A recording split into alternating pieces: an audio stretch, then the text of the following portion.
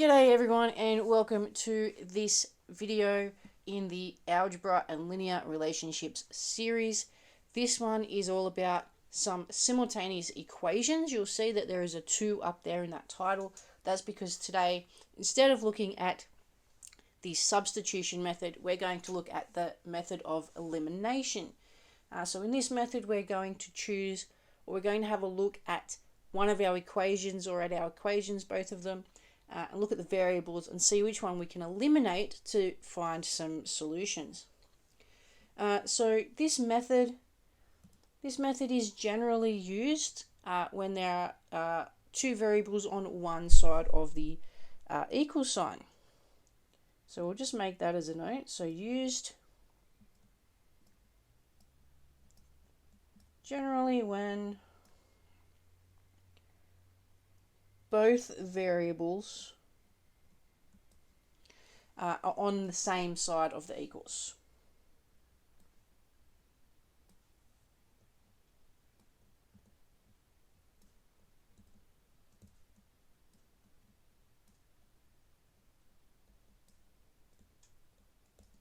Okay, so that's when we use it.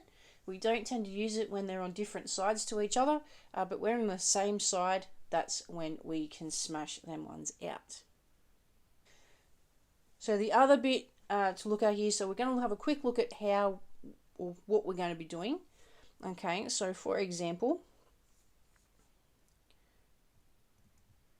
so e.g., if we have 2x minus y equals 6, and we also have 3x plus y equals 10, both our variables are on the same side, so substitution is no longer a suitable method to use. Okay, it's no longer what we want to do because it's not actually going to get us anywhere. Okay, but what you'll notice about these two pairs, all right, so these equations,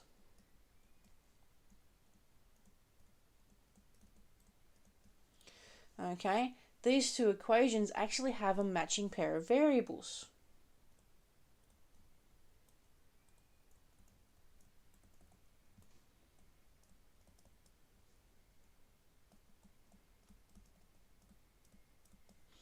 All right, so they've got a matching pair of variables, and that's the y. It doesn't matter that they are a minus y and a plus y. What matters is that they have the same coefficient, which is 1. Okay, so they have the same coefficient. So what we can do is we can eliminate the y's using either subtraction or addition. Okay, so that's what we can do, right? So we can eliminate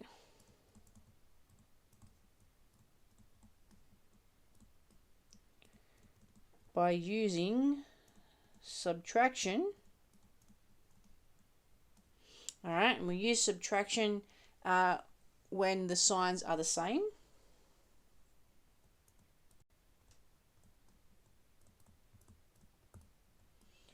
And we use addition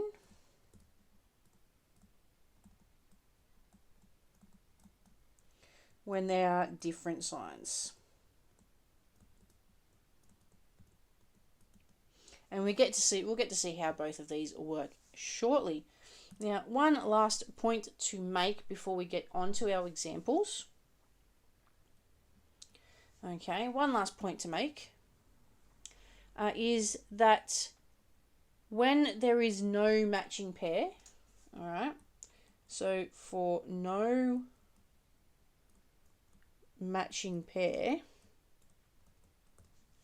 okay, we can multiply it by a chosen factor. All right, we multiply by a chosen factor, and we are going to see how that works in the examples. So let's get stuck in. We have 3 examples to look at today to see how we can go about this. Okay, so here's our first example. We've got x plus y equals 6, and 3x minus y equals 10. And we want to find out a solution that will work for both those equations. That's what simultaneous equations are. My first job with this is to actually number the equations. I want equation 1 and I want equation 2. So I'm just going to go equation 1 and equation 2. I might even make that a little bit better. There we go. I've got equation 1 and I've got equation 2. Now for this one, I can just go straight into the process. I don't need to do anything else. Okay. I don't need to multiply by a chosen factor because I have matching variables. I have a matching pair there. I've got a plus y and a minus y. Same coefficient. It's going to work pretty nicely for me. So what I'm going to do is I'm actually going to, because they are different signs, I'm going to add these together. Okay, so I'm going to add the left hand sides first. So I'm going to add 1 to 2. Add the left hand sides first. So that's x plus y plus 3x minus y. And that's going to equal the other side added together, which is 6 plus 10. Now, we know 6 plus 10 is 16. And the x plus y is just going to be x plus y. Then we can expand the next bracket and we just get 3x minus y, or that equaling 16. It's a little bit wonky on my screen. Then we just collect the like terms. So x plus 3x, well, that'll be 4x. Y minus y is 0. So it's just 4x equals the 16. I do my standard algebra practice. Divide both sides by 4. And I'm going to get x equals 4. Now that's fantastic. I know the solution to x now. I have discovered or worked out the solution for x. But now I want to find a solution for y. So to do that, I'm going to sub the value of x into equation 1. That's it. That's all I'm going to do. Nice and easy. So I'm going to go x plus y equals 6. But then if x equals 4, I've actually got 4 plus y equals 6. If I take 4 from both sides, which is standard algebra, I'll end up with y equals 2. Now, funnily enough, those values actually result in our point of intersection. So our point of intersection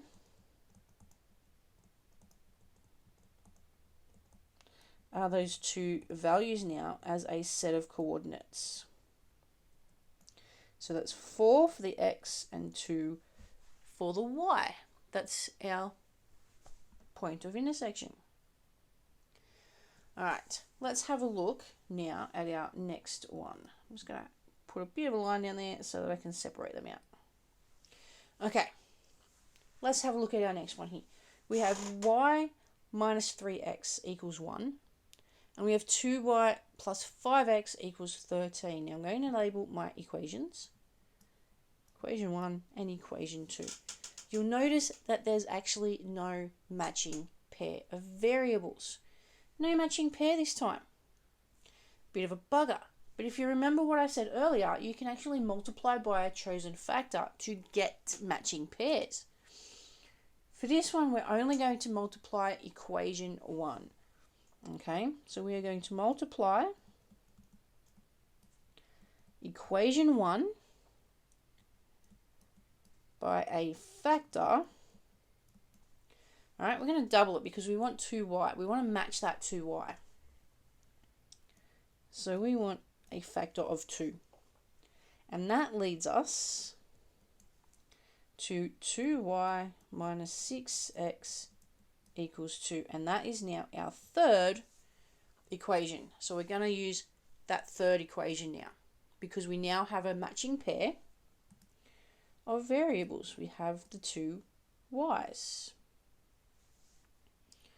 Okay, so this is going to help us out.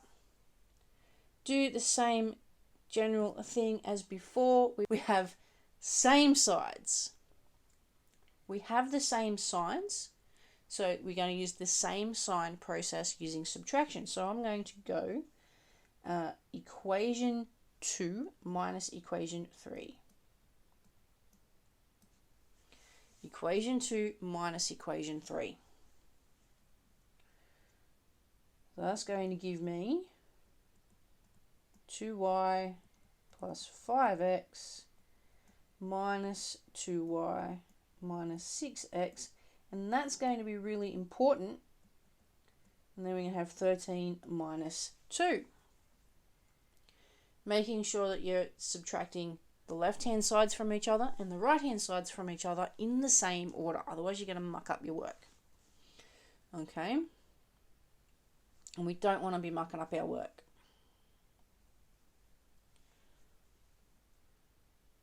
Alrighty. Let's expand our brackets. So we've still got 2y plus 5x, but now we're going to go minus 2y and plus 6x, because we're multiplying those numbers by minus 1. And then 13 minus 2, well, that's just 11. Collect my like terms. My 2y's get cancelled out because it's 2y minus 2y. That equals 0. 5x plus 6x, well, that's 11x. We use our algebra, so we divide both sides by 11. And I get x equals 1. X equals 1. Pretty straightforward. At least I believe it's pretty straightforward. Now I'm going to substitute back into equation 1. Right? We want to go back to our original equation. We don't want to keep using our third equation, although it would still work because those values have not actually changed. Alright, so I've got y minus 3x equals 1. But I'm going to substitute that x equals 1. Y minus 3 times 1 equals 1. Well, that's y minus 3. Use my algebra. Gives me y equals 4. So now my point of intersection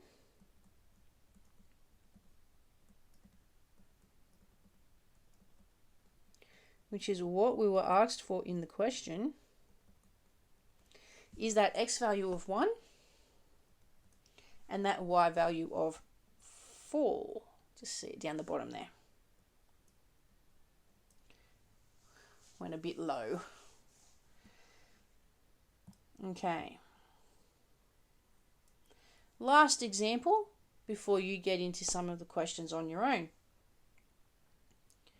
Here we have 3x plus 2y and 5x plus 3y. Now, there is no factor that you can multiply one of those equations by. I'll just label them. You can't take equation 1 and multiply it by something to get something that matches equation 2, and you can't do that same with equation 2.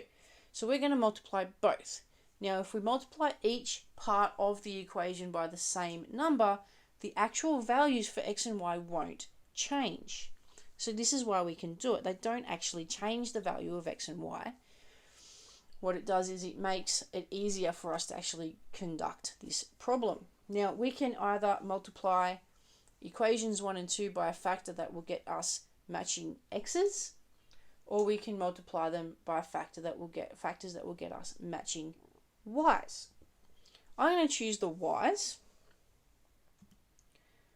And because I'm choosing the y's, I'm going to be multiplying equation 1. I'm going to multiply it by a factor of 3. And I'm going to multiply equation 2 by a factor of 2. Now, I know I'm multiplying by different values here, but each equation on their own, we will not be changing the value of the x or the y in those equations. Those values will not change, okay? That's why we can actually work it out. So, new equation for 1, well, that'll be 3 times 3x, which will be 9x, Then we're going to add it to 2y times 3, so that's going to be 6y. And then 6 times 3 is 18. And that's going to give us equation 3. Hopefully you are still with me. Same thing for the other one, only going to multiply by 2 this time, so I'm going to have 10x plus 6y equals 22, and there's equation 4. And now you can see I have matching pair of variables. So all I'm going to do now is I'm going to go through the exact same process as I did on the other two to find out what these are worth. So I've got the same sign here, so I do need to use subtraction. And because equation 4 is quite a bit bigger than equation 2, and it's going to work out a little bit nicer for us, what I'm going to do is I'm going to go 4 minus 3.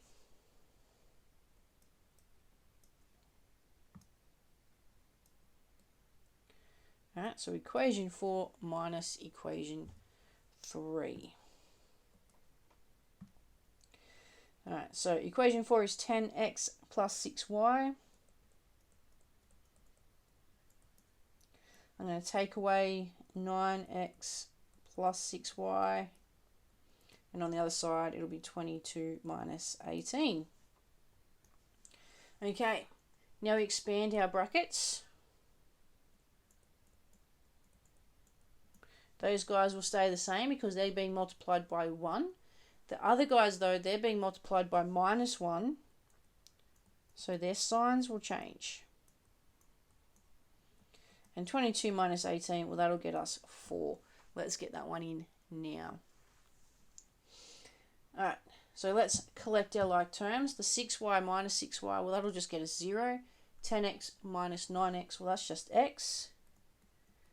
Not a lot of algebra to do there, which is quite nice. So x is going to equal 4. Now that I know what x equals, I can substitute into one of my original equations. And I'm just going to make it easy, and I'm going to sub into equation 1. Okay? Substituting into equation 1. So I've got 3x plus 2y equals 6. So now that I know that x equals 4, well, that's just 3 times 4 plus 2y equals 6. What is 3 times 4? Well, that's 12 plus 2y equals 6. I do some fancy pants algebra.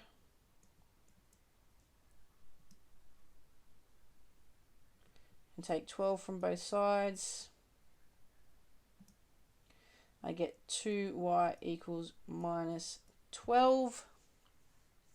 Well, not minus 12, it should be minus 6, shouldn't it? 2y equals minus 6. I will get my algebra correct in a second. Divide both sides by 2. And I'm going to get y equals minus 3. So now I have my 2 points for my point of intersection, or my 2 coordinates.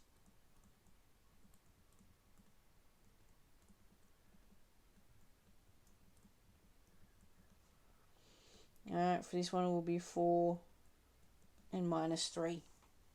And there we have it. That is using the elimination method. So you either subtract or add depending on what you have as requirements to eliminate a variable in order to solve for one of the others or the other one, and then you can use that to find the second variable there. Hopefully this video has helped you out, and good luck with your questions. Thanks for watching.